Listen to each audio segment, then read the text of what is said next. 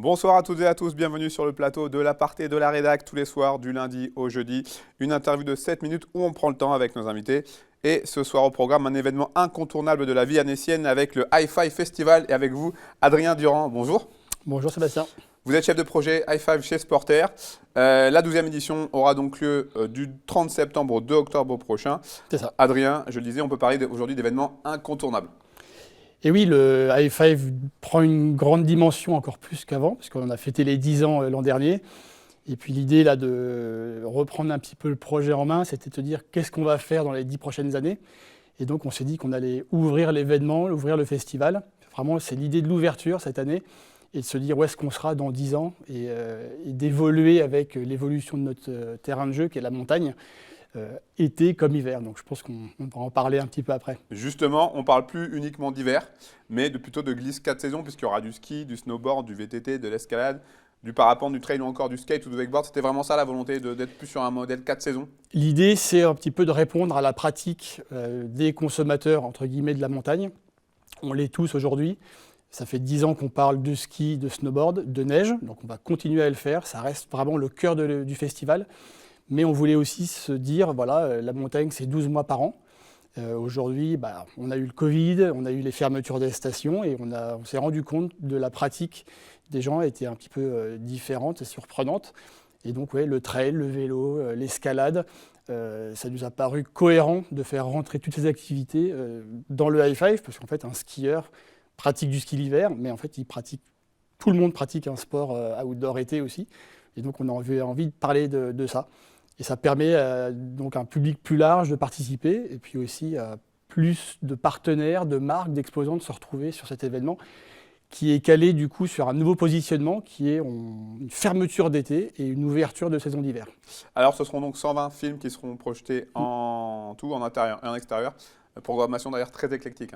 Et voilà, et avec la promesse de faire du 4 saisons, ça a commencé par voilà, l'ADN du festival Hi-Fi Festival, c'est du film à la base, donc présenter ce qui s'est fait de mieux dans l'hiver d'avant, et on a dit on va aussi présenter ce qui s'est fait de mieux dans l'été précédent. Donc voilà, on fait rentrer du vélo avec des athlètes comme Kylian Bron, on a aussi Martin Fourcade qui vient faire un film, donc on s'élargit aussi en termes de ski, on ne parle plus que de ski freestyle ou freeride, donc c'est intéressant. Et puis après on a aussi des athlètes comme Michel Lannes, le célèbre trailer de la région, qui vient présenter en exclusivité un nouvel opus de sa web-série. Donc on est ultra contents. Les athlètes répondent et on espère que les festivaliers suivront aussi.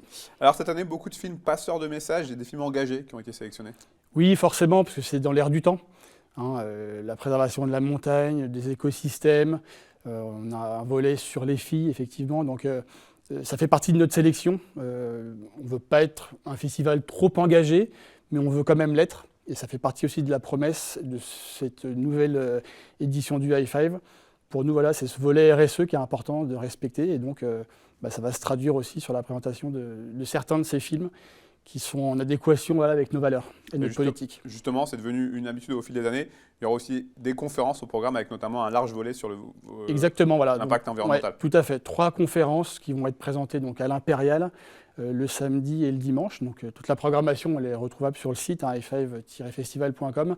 Ce sera des conférences qui seront gratuites avec des intervenants. Donc, on aura Protector Winter, on aura Flore Vasseur aussi qui va venir présenter une conférence et Vanish Lines aussi avec Patagonia.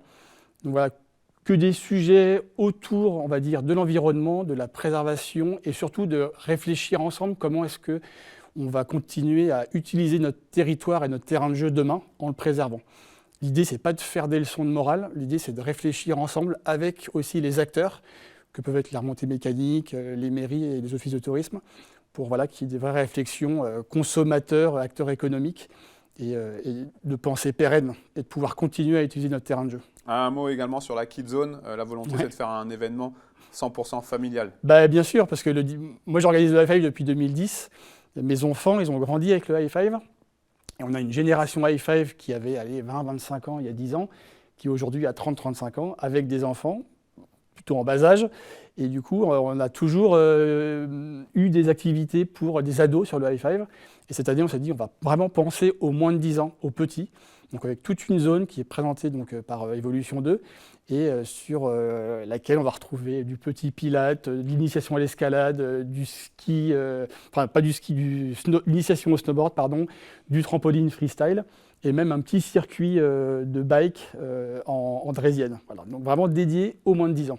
Avec un petit accueil pour les parents aussi, qu'on n'oublie pas, bien sûr. Et on pourra même trouver du travail pendant le festival. Et voilà, il y a encore une autre promesse sur ce volet responsabilité sociale et économique des entreprises. On a un secteur d'activité où on a multiples emplois possibles, des remontées mécaniques jusqu'au community manager, même vous aussi, journalistes, spécialisés dans l'outdoor. Et donc on avait envie de montrer tous ces métiers, mais on avait aussi envie de montrer comment on se formait à ces métiers et aller encore plus loin, de proposer de l'emploi et du recrutement.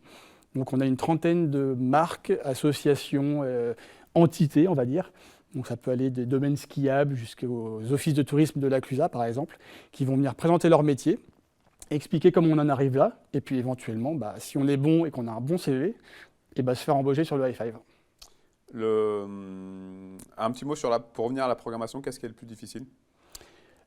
À quel niveau? Programmation. Pour faire une sélection de 120 films, j'imagine que pour le cinéma, vous avez dû en voir beaucoup. Pour le cinéma, alors cette année, vu qu'on a ouvert sur une plateforme digitale les inscriptions, et en plus on a ouvert aux 4 saisons, on s'est retrouvé avec 175 films inscrits. Donc on en a sélectionné 60 pour le cinéma intérieur. Et alors après, il y a des choses qui sont faites un petit peu dans la cave, donc on ne peut pas présenter, mais très peu. Et tous ceux qu'on a bien aimés, mais qu'on a dû sélectionner pour ne pas aller dans le cinéma intérieur, on a créé le cinéma extérieur avec Oakley. Et donc sur le paquet, on aura des diffusions de 60 films pendant les 3 jours, gratuites.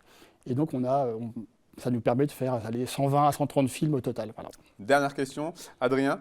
Le High-Five Festival, dans 10 ans, vous l'imaginez comment? Je l'imagine à la hauteur de la ville d'Annecy, c'est-à-dire ambitieuse, avec toujours plus d'événements outdoor. Je l'imagine éventuellement avec du format de compétition, pourquoi pas. Pourquoi pas le trail du High-Five ou un tour du lac à vélo du High-Five en fin de saison pour clôturer la saison d'été.